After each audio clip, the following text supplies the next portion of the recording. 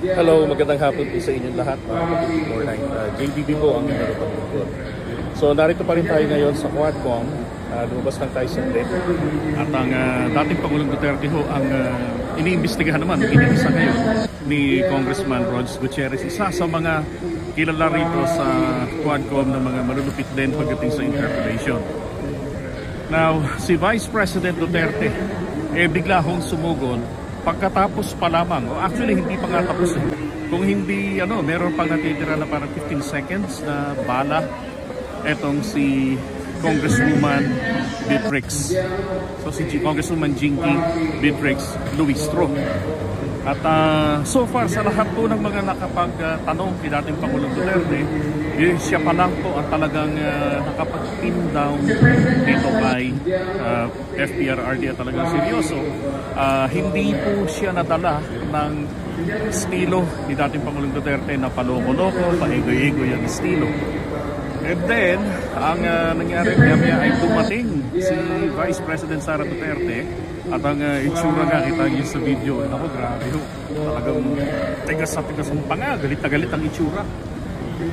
Siguro, syempre, kasi nga naman, nagisa ang tatay niya.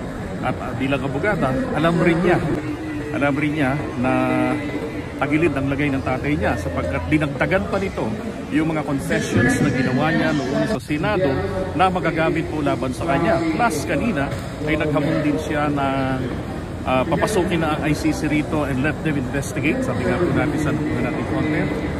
Panahon na siguro para mismo ang ating Pangulong huwag nang harangin ang ICC. Total isa naman siya sa mga nagratifikan nito noong 2011, panahon nila ni Pinoy. Siya ay senador, di ba? At nakakahiya na ho kasi lagay ng ating bansa dahil itong dating senador BBM, isa sa mga nagratifika ng Rome Statute ng ICC, tapos si Duterte, ito yung nagkalas sa ating sa bansa natin mula dyan sa Rome Statute. Tapos, naman pong si dating SBBM na ngayon ay DBBM na dapat ay magtaguyod sa ICC, siya pa yung tumatanggi na sundin ang kautusan ng Korte Suprema noong April 2021 na nagsasabi na meron pang obligasyon ang bansang Pilipinas o ang gobyerno natin na makipag-cooperate o makipagtulungan sa anumang nasimula na ng ICC regarding dito sa mga kasong binibintang kinamin Pangulong Duterte.